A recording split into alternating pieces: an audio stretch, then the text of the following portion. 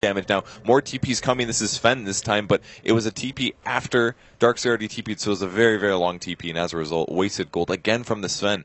Yeah, he ends up canceling it, and we'll just walk to the top lane. Still no boots. Bootless here. Yeah, this is a bit rocky for the Sven. He is very low on the CS chart, actually behind that of the Lina, so maybe it will become a support Sven at this point as Fly is here, racking up farm, already has Arcane boots. That's actually really amazing. And if he gets a fast level 6, it could be similar to what we saw the previous game, where he goes on a rampage, continues to get solo kills versus cores, and ends up having a huge impact. Yeah.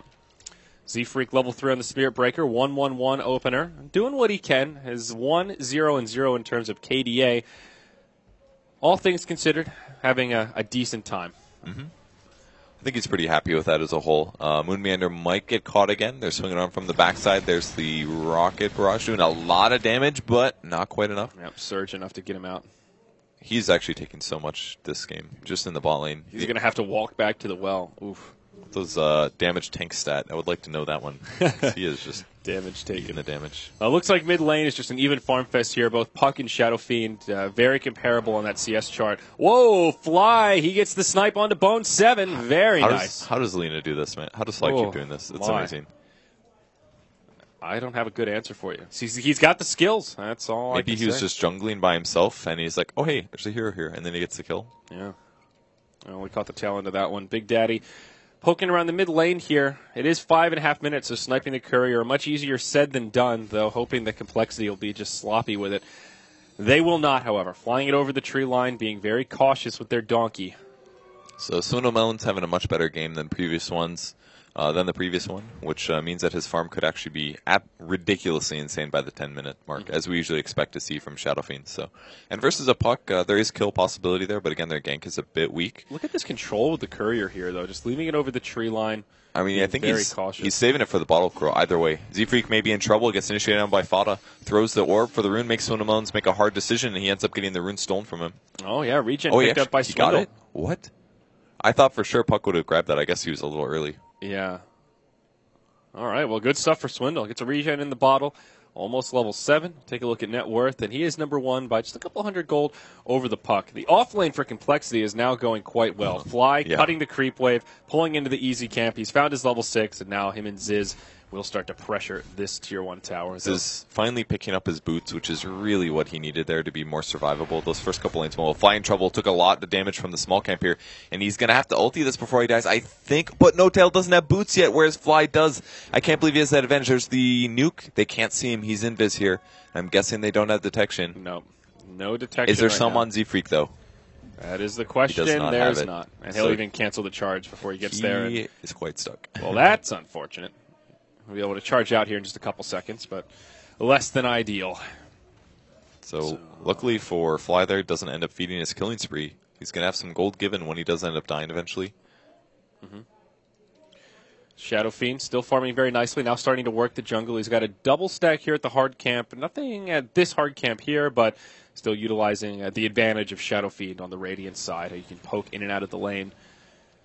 Moon still struggling here in the safe lane. Only level 5. I guess it could be worse. He's getting set up on a little bit here. Rubik's trying to wrap around. Puts the ward down. They probably spotted him through the trees. Yeah, there's the ping. Yeah. Man, they are so good about spotting out ganks. They really are. Moon playing much more conservative now, like you mentioned before.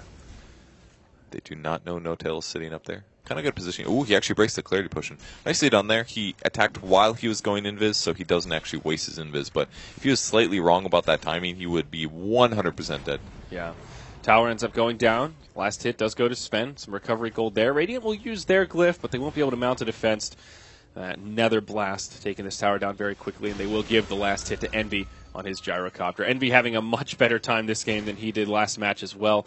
Oh, yeah. Number 2 on net worth and farming up to his heart's content. Yeah, we're going to see him be a huge threat this game for sure. If he does get the early start that he's used to, I know for a fact that he's going to play well. But sometimes you get behind and you get tilted and you think that the only thing you can do is try to do greedy farming. And I've heard Envy say that, well, just do some greedy farming where you know you're going to die. Gank on Moon here. Moon, smart idea to run across the other way. He'll try to juke him out. Call down will fall just a little bit short. As will the orb of or illusory aura, but yeah, telekinesis catches him. Nowhere to go. He had some stick charges, won't even try to burn those. They'll instead use this time to pressure the Tier 1 tower mid, double damage up on Swindle, making this a pretty easy tower siege. Even Ziz on his way over. He's popped the War Cry now. God Strength coming up in about 10 seconds. They will secure that tower. So good exchange here for Complexity. They end up trading 2 for 1 in terms of Tier 1 towers. I think they're pretty happy about that because they completely opened up their opponent's jungles. And while C9 is doing pretty well on the Gyrocopter, that's really their only carry potential. So if they know where he's probably farming, or at least they guarantee that they have control over his jungle, then it becomes a bit easier to get those kills. Yeah, Misery getting dove here. Laguna Blade to the face, not enough to finish him off. Fly gets taken out as he's the victim of a Dream Coil. A little over-aggression there from Complexity, and they get punished. Yeah, rare mistake from him. He really thought that Rubik was going to die to that, and he didn't. So killing spree goes to Puck instead, and that's going to get Puck a very fast Blink Dagger. Yeah, that's a good point. One of the worst heroes on from Complexity's perspective to end that spree. Now Fata only about 400 gold off the Blink, and that's when he can start to erupt on this Puck and start to take control of the game and create some momentum for his team. He's already 1-0-1. So even though he's been farming a lot, still has had an impact in these few skirmishes. And they have very dynamic ganks. This game, unlike last, they can gank with Puck, they can gank with Bounty, Rubik, and Pugna, all very good. Even Gyro, all 5 of their heroes can form combinations to gank, so it's going to be a lot harder for Complexity to anticipate and predict where those are coming from. Yep. We got a charge here from the Spirit Breaker. Looks like he'll be going on to Big Daddy. Got a this dust. time he's got detection. Yeah, dust and sentries. He will dust him up. There is some support inbound, but Fly just a little bit too far back. Connects with the Dragon Slave. Not enough damage for the kill, as there is no Laguna Blade still on cooldown for another 5 seconds or so. Meanwhile, in the Radiant Jungle, Bone 7 walks into the danger zone, gets the Nether Ward down, but it doesn't matter. It'll just be extra gold going the way of Complexity as they get a freebie on the Pugna. Yeah, Moon uses the wall there, but I think that's completely fine. It's actually a quite big nuke at level 150 damage, yeah. And it's a spell that only costs 125 mana. The cooldown's really big, but he doesn't even have vacuum levels yet, so it just helps guarantee those kills. It's a great spell to cast in the early game in any gank situation like that, where it's kind of close. Yeah. And Swindle Melon's going for a very similar build compared to last go-around. Aquila power trades to get things started. Now right into the mech so they can start grouping up, continue sieging, and do what Complexity does best aside from sieging towers, take team fights in the mid-game. So Ziz is a bit underfarmed compared to where he was in the previous game, just sitting on treads with the wand here. But he is rotating a lot, so his playstyle hasn't changed very much. And if he plays as well as he did in terms of ganks, he's going to be able to recover this no problem. But his mana pool is still a little bit low, and it's not quite as easy as it was in the previous game because his attack speed's slower, all that stuff. Misery's going to die for sure, though. Yep. Good attempt on him, but not living through that one. Complexity did a good job going in there. They didn't completely group up. They didn't let the telekinesis make that harder than it needed to be. Just a very easy kill there for Complexity. Sven gets a kill, and they're trying to take another tower to destroy the farm position of C9. Yeah, now we talked about ways of dealing with... Oh, we'll hold that thought here as Eternal Envy gets initiated on by Ziz. He might be in a little deep here. Dream Coil gets whiffed by Fata, but they will just let Ziz go down. The rest of Complexity on the back foot is now Bone 7's here doing a lot of damage to Z-Freak.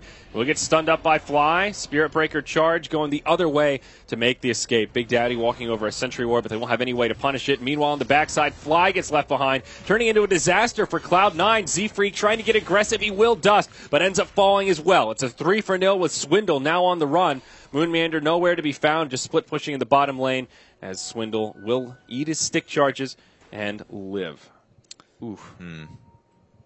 So the game is just a lot harder for Complexity than the previous one, and they're not executing their team fights nearly as well. I feel like they needed a ward on the high ground there to really know what was going on, but they're actually getting contested at their towers, and maybe C9 did need to do that more in the previous game, because now they're actually getting kills out of it, and they're punishing mistakes that Complexity is making. It also felt like just a miscommunication with Ziz going in so deep up here, and the rest of his team kind of isolated on this side of the plateau. They couldn't really commit as a unit. Now down in the bottom lane, Moonmeander initiated on by the stolen Charge of Darkness from Misery.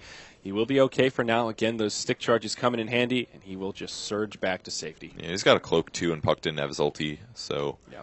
I mean, the fight wasn't even that amazing for C9. The Puck ended up... I think that's why he went forward on the Gyro, because he was anticipating getting Dream Coiled, and the Puck Dream Coil ended up completely missing. But once he positioned himself towards the tower, his best chance there was really just right-clicking Envy and trying to go for that kill. And he was kind of close, but really doesn't have enough damage here. They're going to find Eternal Envy, though, need the Stormhammer. There's the first one, and the stun follow-up, and that is a dead hero. Yep. Shadow Fiend shifts over, but I don't think he was going to get that kill regardless, so... Okay. Oh. My Valve phone is ringing. Sorry, Valve. In a game right now. We're busy. All right. So, yeah, nice little gank there for Complexity deep in the enemy jungle, pressuring MB, who, although farming much better than last game, still isn't really balling out of control. He's going for this exact same build with the HOD to farm the jungle, stack Ancients with that neutral creep, and we're still seeing Swindle with very impressive farm. Number 1 on net worth by a nice little margin. We'll just glance at the graphs, and, well, it tells a pretty good story about how close this game is, though Complexity has been consistently sitting in the lead. Fata and Swindle will have a skirmish over the rune, and again, Swindle secures it. Fata in kind of an awkward position, but he will live. Meanwhile, on the other side, Z-Freak left behind in the jungle and just obliterated compliments of that decrep. That was some synergy right there. That's a hero that's normally quite tanky, but his HP is actually not that high right now due to being support. He doesn't have any treads yet. He's pretty much just squishy to magic damage, so it's good synergy against him. I like it. Even just 1 point in that decrep, the Shuriken Toss and Fade Bolt, that is a huge amount of burst damage. All right. In terms of farm levels between the carries, Sven is not caught up to Gyro at all, I feel. But the Shadow Fiend is far ahead of all of them. So I feel like Shadow Fiend is still going to be a big issue for Gyro, especially if he's able to get his Scotty before Gyro gets his B-Fly in the late game. Obviously, that's a couple items away, but we saw it last game.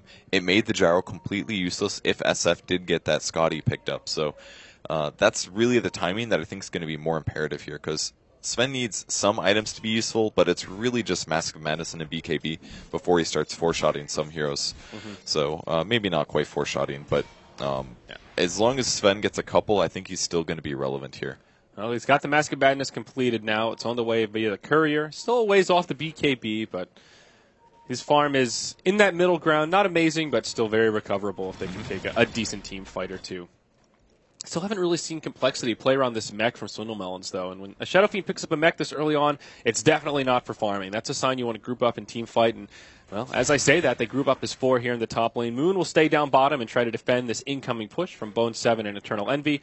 This could end up being good for Complexity if they can get a free Tier 2 tower out of this and could possibly even come back to defend if C9 commit for this bottom tower. The Wall of Replica already deployed preemptively here. I don't know if they can even win this fight, honestly, because they've already used the ultimate of Sven. They're lacking that damage pretty massively, and now they need to back up. Their Observer Ward's up. They're going to spot out the Bounty Hunter. Can Fly get a solo kill? No. They're going to get tracked, so this is tough. Most of Complexity is moving towards the top tower, but they're a lot more hesitant than they were in the last game. They don't have as much wiggle room by having the Wisp there. Anyone that gets initiated on is much more likely to die. They don't have as much movement speed to use this positioning, so this game is much harder for them to take an advantage over C9. Yeah, definitely. Both teams will kind of be stalemated there at the Tier 2 towers. Aside from that... Oh. I'm sorry, it was Fata. I thought he was going to set up top. My bad. Okay. Yeah, before that last fight, it seemed like they were doing such a good job keeping this Bounty Hunter at bay, where Big Daddy's been leeching experience here and there, but only 1-1 and 2. That's still a pretty low KDA for a Bounty Hunter at 16 minutes. It is, but it's been 3 of the 9 kills. It's a semi-kill participation. Yeah. I think it's all right, but it is a bit low for sure. I think it's just that the game is kind of weird. Complexity is doing a lot of aggressive farming, and they're trying to take these towers, and I think C9's not always completely sure where the enemy team is. Yeah, and that was more of a praise of how Complexity have not overextended to give Big Daddy opportunities to find free kills rather than, accusing Big Daddy of being in the wrong place at the wrong time. It just hasn't been an easy game for the Bounty Hunter. There haven't been too many opportunities for him to get little pickoffs here and there. For the most part, Complexity have a very beefy lineup. I like the smoke they did here. They spotted the C9 one with their ward, so they waited about 20 seconds and they use their smoke. They wait for the C9 to break, and then they go for the initiation. There's the war cry. The charge as well. This should be Bone 7 dying no matter what. Very, very easy kill. And this could lead to them taking a tower. 42 seconds left for Pugna. He's very high leveled because he's a fast farmer, so this is the advantage that Complexity wanted. They immediately send Swindle Melons back to the mid lane to continue farming, and they're just distributing their time